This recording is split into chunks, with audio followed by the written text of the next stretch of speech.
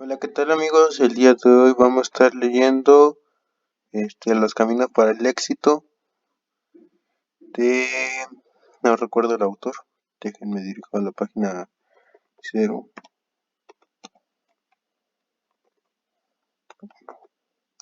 Los caminos para el éxito de Aurelio Benaza y Rodríguez.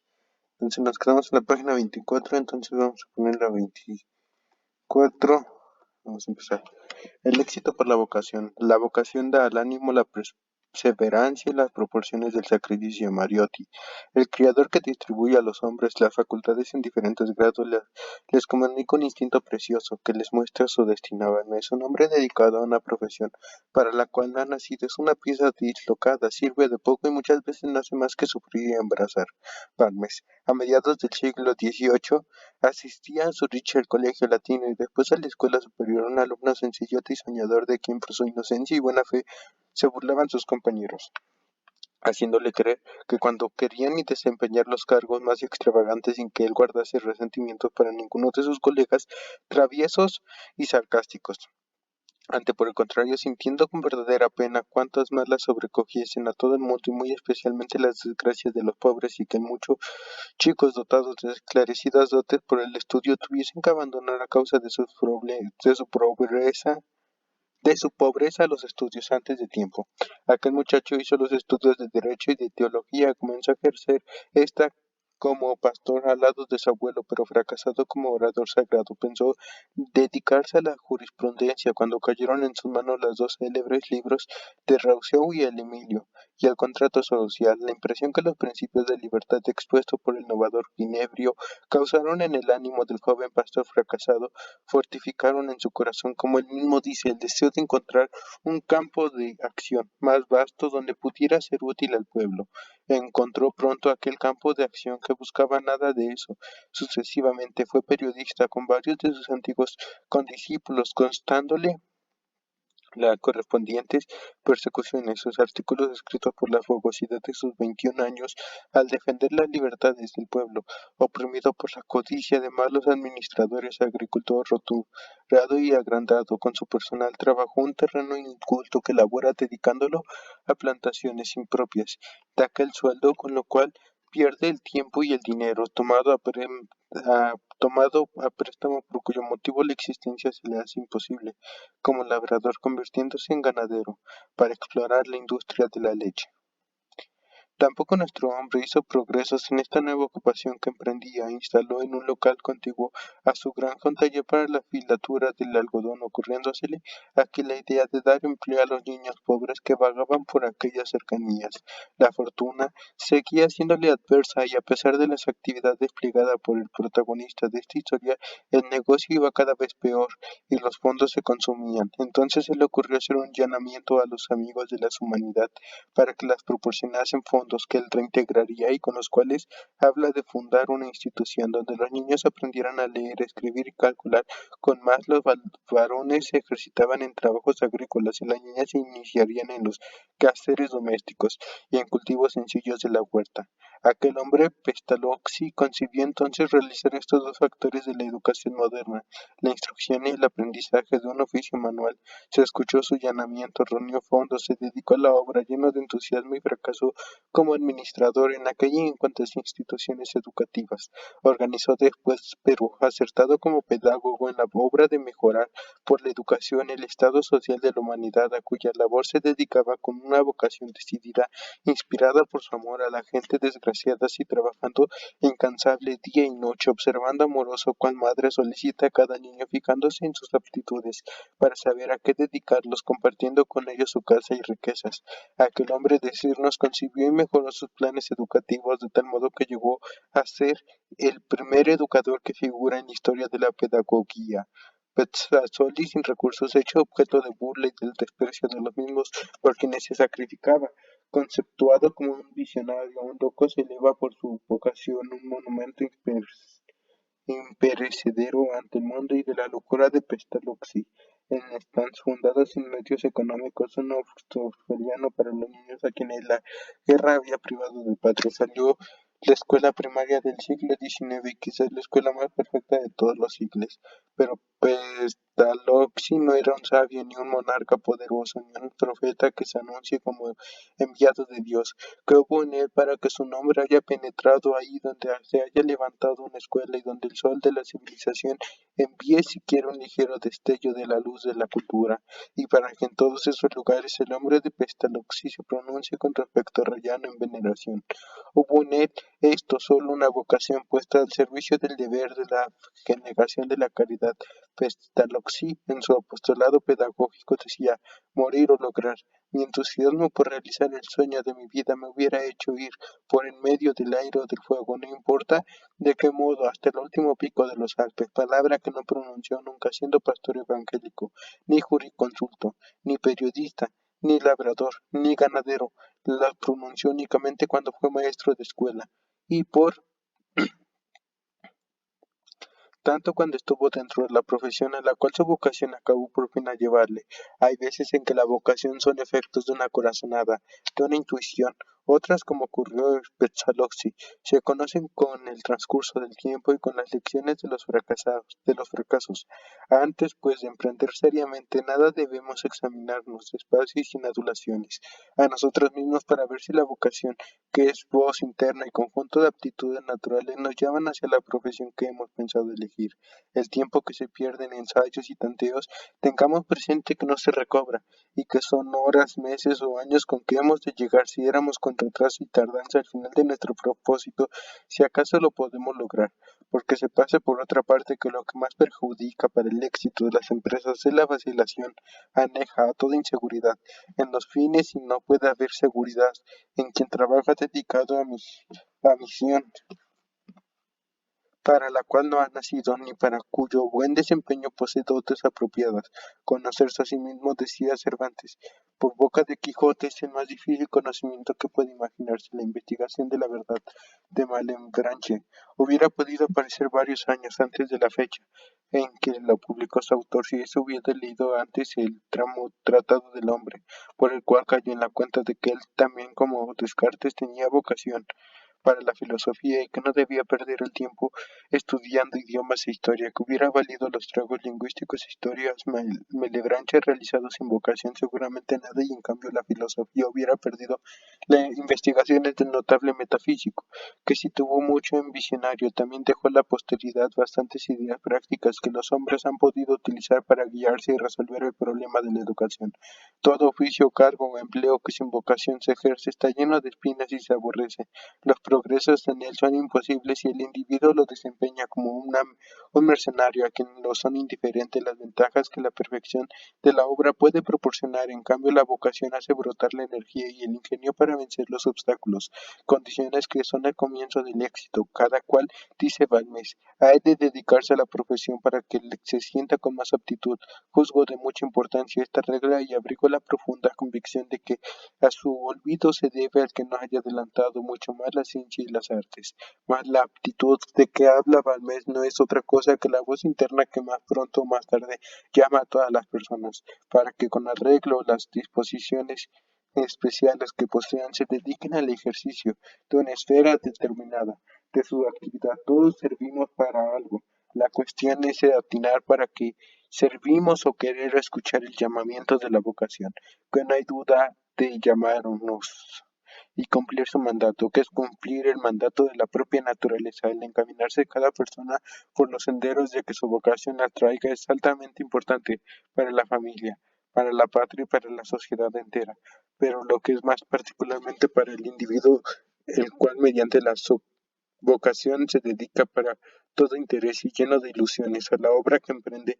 Si Napoleón era de vez de tomar la carrera de las armas, hubiese tomado la de sacerdocio. Es probable que no hubiera pasado de modesto párroco rural.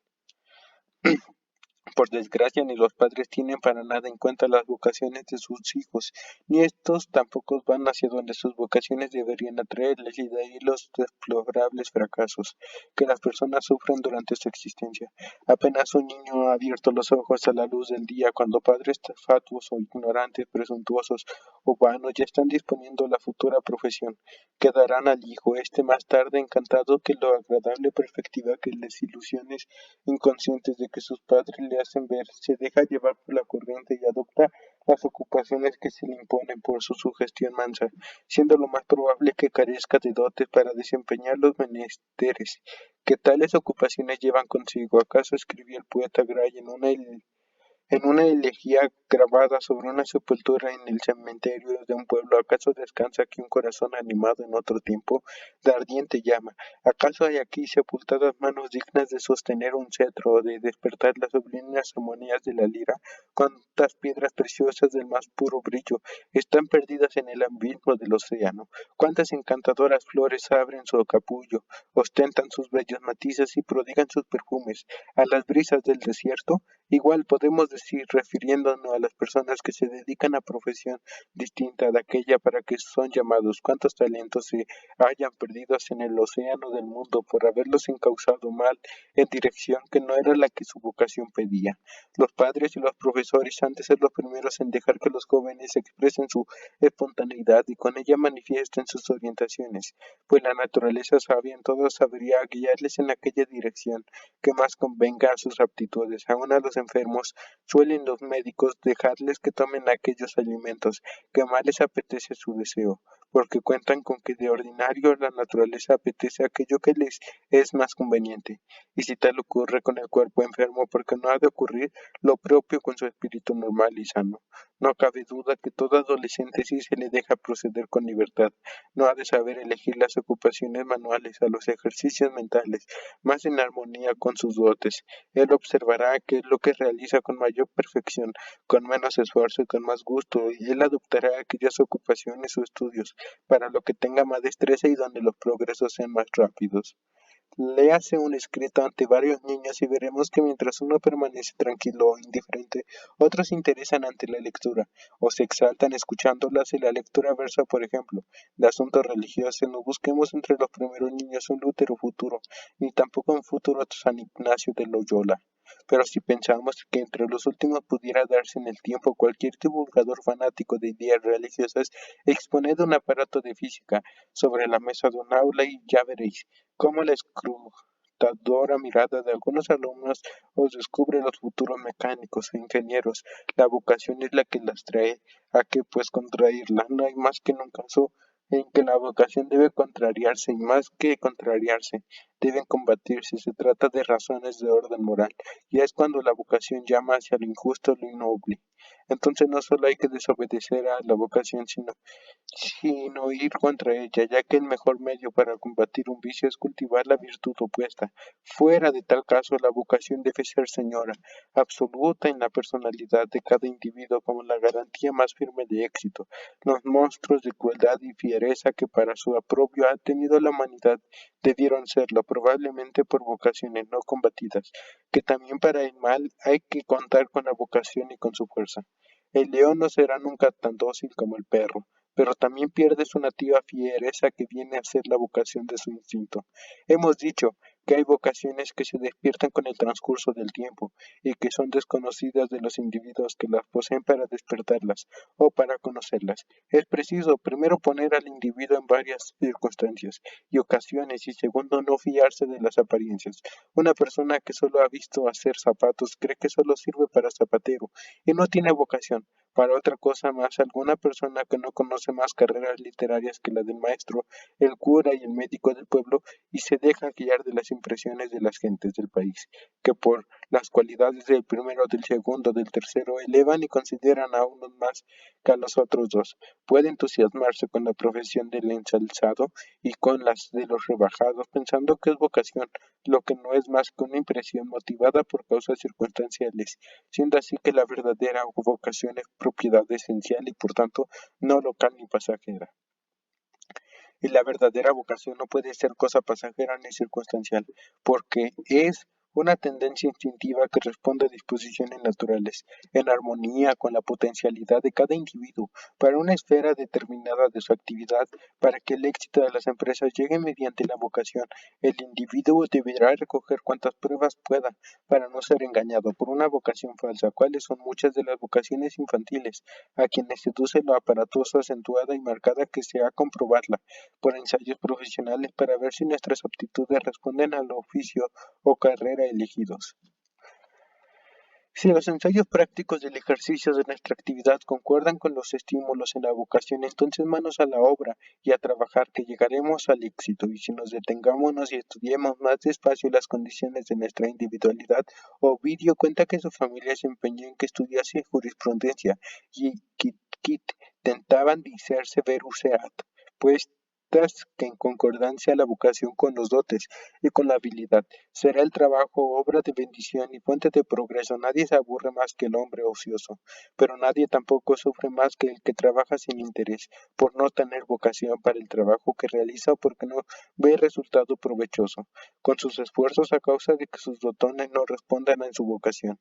La alegría de vivir no la siente el haragán o el perezoso, siquiera sea todos los supportsman que quieran. Es solo un placer que Dios reserva al que trabaja, pero al que trabaja con aptitud y con vocación. Alejandro Magno, César o el gran capitán no hubiera sido nunca soldados desertores. El lenguaje vulgar ha asociado a la idea de trabajo la idea de sufrimiento, pero es porque el vulgo ha tenido siempre que trabajar a lo que sale, no a lo que ha querido cada cual elegir solo. Así se comprende el fundamento de tal asociación de ideas. No en ningún otro caso, pues no hay satisfacción que iguale a la que produce del trabajar. El desocupado es el que padece corporal y mentalmente, siendo juguete de sus pasiones, de sus visiones, de sus preocupaciones, de sus pensamientos ruines. Y si en cuanto a prosperidad económica, ¿cómo podrá alcanzarlo el ocioso, que en vez de producir gasta y en que en vez de aumentar sus ingresos consume lo que sus padres le legaron? No conocería el mundo a los Carnegie ni a los Rockefeller, ni hubiese sido ocioso. Mas el primer elemento para destruir la ociosidad es descubrir la vocación y favorecerla. Franklin ha dicho: la ociosidad se parece al orín, consume más que el trabajo. Y San Pablo habla así: el que no trabaje, que no coma. Pero no pensemos que hay ociosos por haber desatinado con su vocación, y que dejan de comer sin ser realidad ociosos. Estos hay que darles de comer entre todos, porque para ellos ya no puede cumplirse aquello que dijo Edmundo de Mises, de que el que trabaja vence. El que trabaja sin vocación es hombre derrotado en la lucha por la existencia, o por lo menos no llega al éxito. Cuando al gran Linneo le pusieron a hacer zapatos, los ojos de su cuerpo veían el material y las herramientas del oficio que tenía por delante, pero los ojos del espíritu veían por doquier plantas, hojas y flores. El futuro botánico se revelaba ya cuando clavaba por imposición de su familia clavos en una bota. Su vocación le atraía no a tal oficio, sino a la ocupación que después se hizo famoso como naturalista. 6. El éxito por la ambición. Has de poner los ojos en quién eres, procurando conocerte a ti mismo, que es el más difícil conocimiento que puede imaginarse. De conocerte saldrá el no hincharte como la rana que quiso igualarse con el buey. Cervantes. Soy demasiado viejo para ocuparme solo de jugar, demasiado joven para vivir sin deseos. Goethe. Con trabajo descansa la cabeza, la cual oprime una corona. Shakespeare. El trono no es más que una tabla cubierta de terciopelo. Napoleón.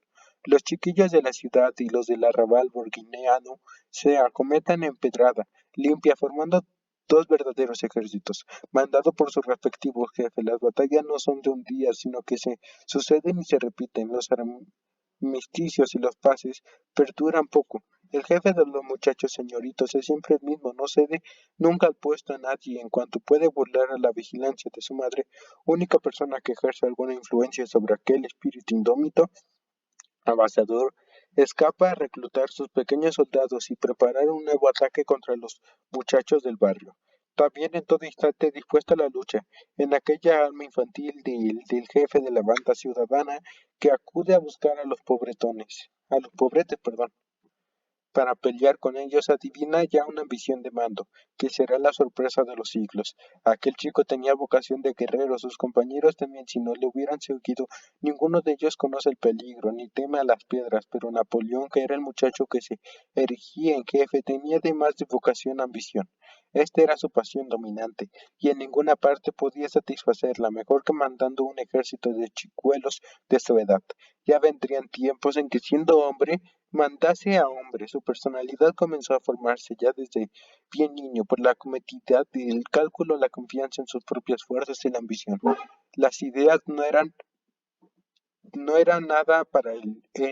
Luego que fue hombre, y así dijo un día a sus compañeros de regimiento, si yo hubiera sido mariscal habría abrazado el partido de la corte, pero siendo alférez y no teniendo fortuna, debía echarme en brazos de la revolución. Conseguir sus fines, colmar su ambición, insaciable de mando, eran sus únicas miras y su sola moral. Cuando los negocios de España se le tuerquen, habla con un verdadero bandido. No le remuerde la conciencia por haber obrado mal, sino por haber obrado torpemente. Verdad es que él tuvo siempre este principio. Cuando se ha cometido una falta, no debe confesarse, sino obstinarse en ella hasta conseguir el éxito, cueste lo que cueste. Así se triunfa. Un hombre que se expresaba así no iba a reparar los pelillos cuando se tratase de salir adelante en sus empeños de mando, mas su ambición era tan congénita en el que todos los actos que ella le inspiraba le parecían sumamente naturales, y así hablando en cierta ocasión con Roederer, le dijo, yo no tengo ambición, o si la tengo me es tan natural, me es innata de tal manera, es tan fundida con mi existencia, que es como la sangre que corre en mis venas, como el aire que respiro. Cuando se encuentran hombres que así se expresan y que desconocen sus pasiones, son temibles, porque son ríos desbordados que han de arrasar cuanto se oponga a su corriente, sin dejar de su paso otros restos que la nueva vida, con que broten las instituciones, que sucedan a las que ellos destruyeron. La labor de hombres así es puramente negativa, porque no dan tiempo a que nada se afirme, en su codicia insaciable de dominar, siendo ellos mismos los primeros que no gozan de su dominio, si por goce se entiende el disfrute apacible de lo adquirido o conquistado. El ambicioso lucha ardientemente por conseguir un objeto, por obtener la posesión o el goce de algo, pero apenas logrado ansía otro y así se continúan sus deseos en serie interminable, para no gozar ni dejar de gozar. Si la ambición es de objetos nobles y elevados, no movida por el egoísmo, lo cual ocurre pocas veces, es en extremo laudable y fuente de bienestar en las familias y de prosperidad en los estados a la ambición del Pedro de Grande. Debió Rusia su grandeza a fines del siglo XVII y principios del siglo XVIII a base de su actual preponderancia, a pesar de no haber proseguido los sucesores de aquel estadística notable y monarca inmarcesible, los rumbos que él inició y la ambición no de uno, sino de todos los alemanes del siglo XIX que soñaban con el resurgir de su patria.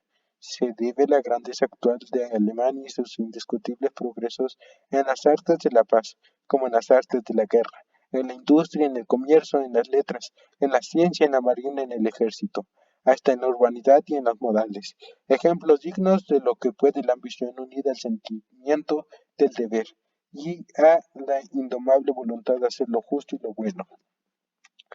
La pasión de San Vicente de Paul se dice en un libro de pedagogía por fundar hospitales para los niños abandonados. Era una pasión honrosa y santa. Sócrates, exponiéndose a la persecución sin cuento por establecer el imperio del moral. Galón estipulando con Cartago vencida la abolición a los sacrificios humanos. Marco Aurelio, elevada la filosofía al trono, eran ambiciosos, nobles y recomendables, y, desgraciadamente, de la especie más rara. Si de tales ambiciosos tuviesen mucho el mundo, cual otro sería, pero como decimos antes, la ambición va casi siempre inspirada por el egoísmo y esto es lo malo. Si la ambición estuviese fundada en el altruismo, en la caridad, en el patriotismo o en otra virtud, en vez de estar movida cual de ordinario, ocurre en la envidia, en la soberbia, en el orgullo, en el egoísmo o en otra pasión viciosa, entonces serían dichosos los pueblos. Desgraciadamente no ocurre así, y el mundo está lleno de arribistas, que llegan a la cumbre para su propio provecho, y que para ascender no reparan en medios, se humillan lisonjean, adulan, amenazan, venden su conciencia, calumnian, roban, llegan hasta el asesinato, arruinan a la patria, hacen, en fin, todo lo malo que sea preciso con tal de saciar su ambición. A tales hombres la sociedad debía ponerles una valla y arrinconarlos para que no hubiese ni el primer escalón de los puestos, que aspiran pensando que si suben las primeras gradas será muy difícil detenerlos. Esos ambiciosos sin conciencia deberían la sociedad arrinconarlos. ¿Cuál alimañas traidoras? ¿Qué espera un descuido para apoderarse de la presa?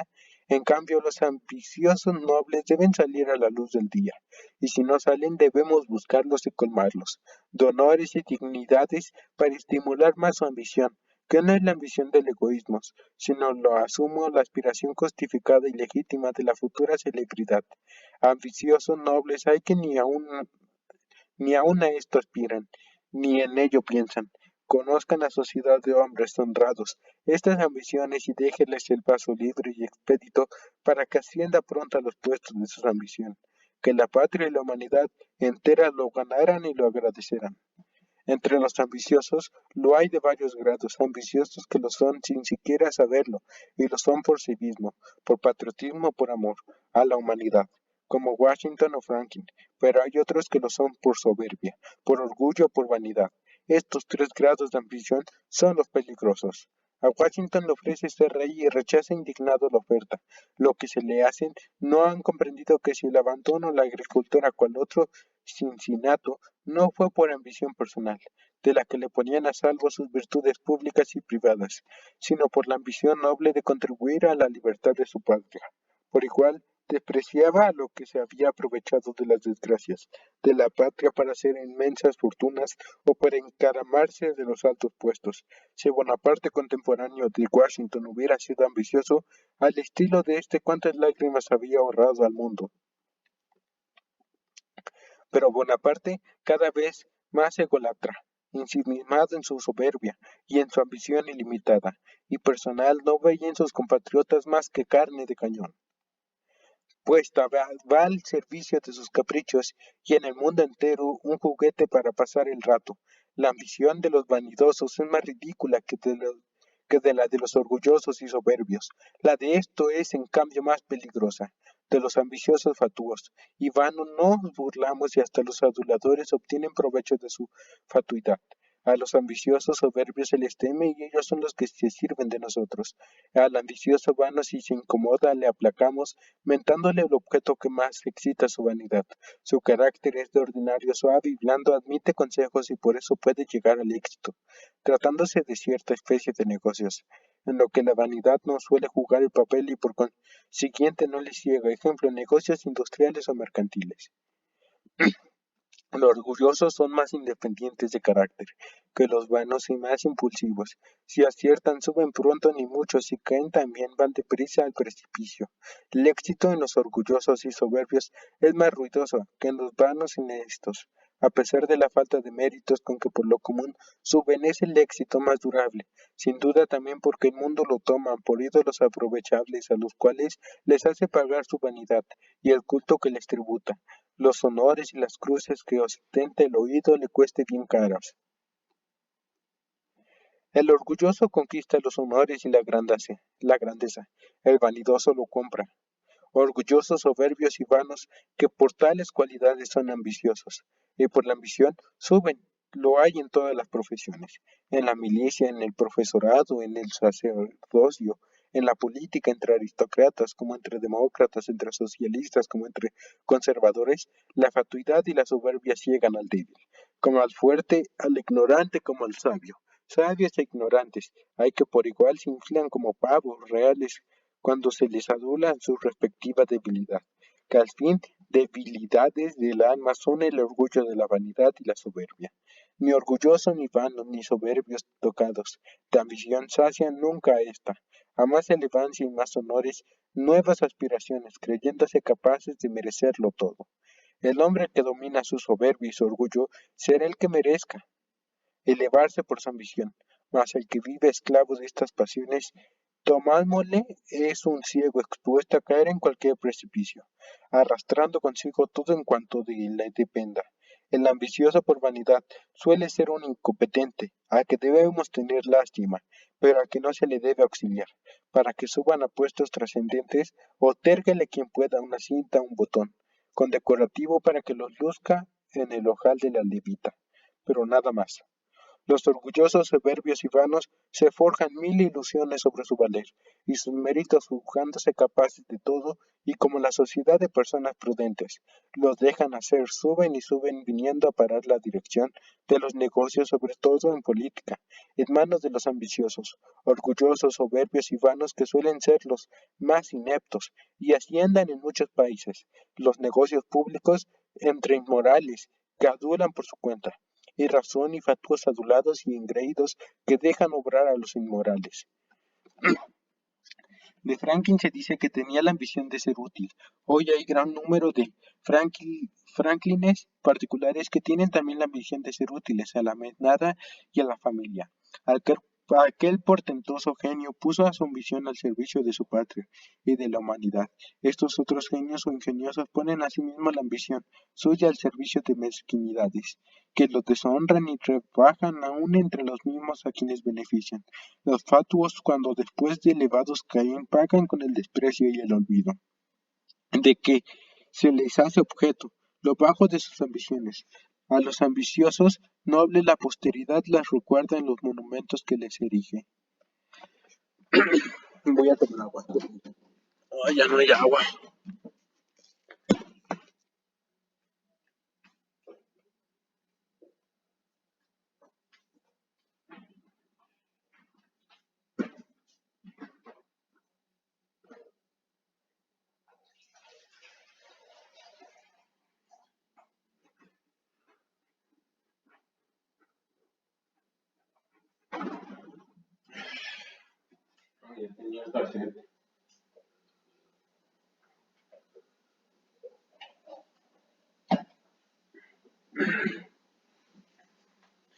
Vamos a seguir leyendo, chavos.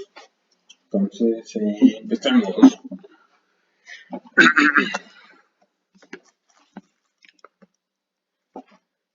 7.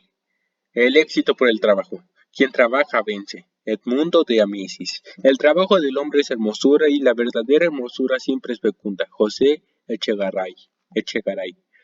El que no trabaje, que no coma. Ha dicho San Pablo. Muchos comen que no trabajan, pero ninguno que no trabaja es persona. Es cosa que anda descalzo en coche cubierta de galas o de andrajos, pero cosa siempre concepción arenal. Rico o pobre, todo ciudadano ocioso es un bribón. Rousseau. Siendo yo niño, recuerdo que leí el siguiente caso de laboriosidad. En un pueblo de Inglaterra vivía un hombre llamado Santiago Santi, que había quedado paralítico de ambas piernas. Cuando aún contaba pocos años de edad, su familia era muy pobre, pero él supo hacer frente a su miseria a fuerza de trabajo y de aplicación. Sentado en el lecho, que no podía abandonar, se dedicó a trabajos de mecánica, aprendió a tornear y construir aparatos de física y relojes, llegando a hacer sus obras tan perfectas como las de los más hábiles mecánicos. Por sus indicaciones se mejoraron las máquinas para hilar el cáñamo. En dibujo y grabado logró también sorprendente perfección. En 50 años no abandonó la cama, sino 2 veces, una para huir de una inundación y otra de un incendio. Durante dichos 50 años no cesó de trabajar, siendo muchas las personas que acudían a conocerle y a pasar ratos a su lado, admirando de cerca a un hombre que a fuerza de constancia y laboriosidad había sabido adquirir solo con su trabajo una fortuna considerable. Pues si un hombre en condiciones tan desfavorables como Santiago Santi, no solo para elevarse por el trabajo y adquirir fortuna, sino aún siquiera para poder vivir con independencia sin pedir albergue a un asilo, alcanzó honra, fama y dinero, que son las 3 cosas por las cuales principalmente se afana la humanidad, de que no serán capaces los hombres sanos de cuerpo y equilibrados del espíritu, si la laboriosidad es un norte, si la aplicación le ocupa la mayor parte del día, que el descanso les deje libres, y por último ven el trabajo no una condenación, sino una redención divina y la más noble de las aspiraciones humanas. Dice Kant que es erróneo imaginarse que si Adán y Eva hubieran permanecido en el paraíso no hubiesen hecho otra cosa más que estar sentados juntitos, uno al lado del otro, entonando canciones pastoriles y contemplando las bellezas de la naturaleza, pues la ociosidad hubiera causado su tormento, igual que después en los demás hombres. Efectivamente, no nos explicamos cómo hay hombres que pueden vivir en la ociosidad sin sufrir la más estúpida de las torturas. ¿Cuál es el aburrimiento? Ni comprendemos tampoco cómo haya sociedad ninguna que consienta gente ociosa en su seno, pues hasta por moralidad sería regla de buen gobierno apartarlos del resto de la gente activa. El que no hace nada, dice Franklin, está expuesto a hacer algo malo y Madama de Maintenon también dejó escritas estas palabras: el trabajo apacigua las pasiones, distrae el espíritu y no le da tiempo a pensar del mal. Es decir, que el trabajo no solo importa al que lo realiza, sino que interesa la paz y sosiego a las demás personas. Para el provecho propio no hay nada que, de un modo tan seguro como el trabajo, haga llegar al éxito. El trabajo es el medio por excelencia de educación física y con tal condición sin que non de robustez y salud corporales, y con salud y energía corporales, el hombre puede afrontar toda clase de obstáculos para cualquier empresa a que se dedique. La laboriosidad es el mejor patrimonio y el que no lo haya heredado procura adquirirla sin querer. Si quiere ser algo en el mundo, la lotería está haciendo en España un daño inmenso. Soñando con las riquezas de la lotería son infinitas las personas que ni nacieron con patrimonio ni vinieron al mundo con el patrimonio de la laboriosidad ni adquirirían esta nunca. Para que a los españoles como gentes meridionales no pierda la imaginación, queremos llegar pronto a ser ricos en un instante y el éxito por el trabajo es tan largo y el de la lotería es tan rápido. Igual ocurre con la herencia forzosa. El hijo que sabe que el capital adquirido por el padre ha de ser para él que fatigarse en trabajar. Por eso hay tanta diferencia entre norteamericanos y españoles. Por eso ahí se trabaja tanto y aquí tan poco. Por eso ahí hay iniciativas y acá rutinas. Ahí oro y aquí ochayos. Allí llegan los hombres, aquí no se ponen en trances de llegar porque no emprenden marcha alguna. Quizá tampoco hay ahí, ni en los países que trabajan por el mismo motivo de la laboriosidad, las diversiones crueles e indignas que cual las corridas de toros hay en este país de ociosos sinónimos de bribones. Según Rousseau, la iniciación debilita y destruye, y un individuo debilitado, ¿de qué empresa digna de renombre será capaz? Si una nación se forma por individuos debilitados, ¿cómo no ha de ser destruida? La ociosidad, según otra frase de Franklin, se parece al orín, consume más que el trabajo. Para que el trabajo conduzca al éxito ha de ser realizado con orden y constancia. Los esfuerzos violentos pero veleidosos no son los de los que llevan al triunfo. Por el contrario, tras de hacer perder de ordinario la salud corporal y espiritual, no conducen a nada. El trabajo ha de ser persistente y moderado. Los estudiantes que obtienen las mejores notas son los que no esperaron estudiar de día y de noche durante el último mes del curso, sino los que estudiaron diariamente siquiera un par de horas desde que comenzaron las clases. 2 horas diarias de estudio suman 480 horas en cursos de 8 meses. 10 horas en un mes hacen 300. La diferencia es notable a favor del primer cálculo. La condición de trabajo perniciosísima para quien se atiende al cálculo segundo. El que observa el primer horario cultiva su inteligencia y la desarrolla. El que observa el segundo horario, si tiene inteligencia potente y esclarecida, la destruye. El primero triunfa, el segundo, si llega, será uno de tantos, uno del montón. Igual que pasa en la industria, en el comercio, en la política, en todo. Para llegar al éxito por el trabajo hay que saber trabajar. El trabajo ha de ser moderado, sin dispersión hacia varios objetos, sino dirigiéndose los esfuerzos en una misma dirección. Nicole llama espíritus de moscas a los que pasan de uno a otro asunto sin sacar fruto de ninguno de ellos. A Edison, por ejemplo, no se le podrá incluir entre esos espíritus de mosca ni a Madame Curie. Tampoco para el que trabaja sabiendo trabajar. No hay nada más dulce que la vida laboriosa, ni nada más amargo que la holganza. No es la ociosidad, sino el trabajo lo que engendra la dicha, ha dicho Tolstoy. Los señoritos que se aburran en el club emprendan obras, trabajan y verán cómo acaben por desconocer el tedio, que los consume y que no les hace pensar. más que en andanzas licenciosas y ruinosas para el cuerpo, para el espíritu y para la ciencia. Hacienda, el mayor daño moral que encontramos en el ejército es que mantiene casi ociosos a los individuos, con lo cual su espíritu se carcome, y en especie de atrofia la voluntad no encontrada. Los militares placeres en el trabajo que desconocen los buscan en otros medios, más o menos pecaminosos y perjudiciales. El trabajo no eleva sobre los demás y nos hace ser felices en el retiro de nuestro gabinete, con la pluma en la mano, tanto como en las galerías estruendosas de una fábrica. En uno y otro sitio podemos adquirirnos un nombre y una fortuna dormitando lánguidos en una butaca del casino, jugando la consabida partida tresillesca, o algo peor, si tenemos nombre la hacemos olvidar y si fortuna la perdemos. El trabajador se basta a sí mismo y consigo mismo puede ser feliz. El ocioso ha de buscar a otros para distraerme. El primero es independiente y libre, el segundo no, y como una de las bases de la felicidad y la libertad es más feliz que el que trabaja que el holgazán. Los señoritos que no trabajan buscan para distraerse los deportes. Qué lástima de esfuerzo los que hacen remando o corriendo tras la pelota de fútbol, que no los hiciesen en labor útil y educando su voluntad para empresas provechosas. Si Weston y Marconi, por ejemplo, hubiesen sido futbolistas, como tantos señoristas góticos, sportmanes distinguidos, no podrían estos comunicar en minutos sus triunfos en el campo del juego a todos los ámbitos del mundo ocioso y los colegas suyos que en este mundo habitan. Hay muchos inútiles en Ática, decía Eurípides, pero los peores de todos son los atletas. El trabajo de ser propio personal, vivir del trabajo ajeno, aunque sea del trabajo de los padres y de los que ellos obraron y ganaron, es indigno y opuesto a todos progresos. Esos jóvenes que se vanaglorian de lo que fueron sus antepasados son unos necios. Sus ascendientes pudieron ser unos santos y ellos ser unos granujas. Sus ascendientes ser personales muy laboriosas y ellos ser muy vagos. Y el hombre hay que considerarle por lo que él haga. El individuo es hijo de sus propias obras. En España estamos gobernados por sus sucesores, de quienes fueron, no de quienes son, y así anda ello. Mira, Sancho, decía Cervantes por labios de Quijote, si tomas por si tomas por medio a la virtud y te precias de ser hechos virtuosos, no hay para qué tener envidia a los que lo tienen príncipes y señores, porque la sangre se hereda y la virtud se adquiesta, y la virtud vale por sí sola lo que la sangre no vale.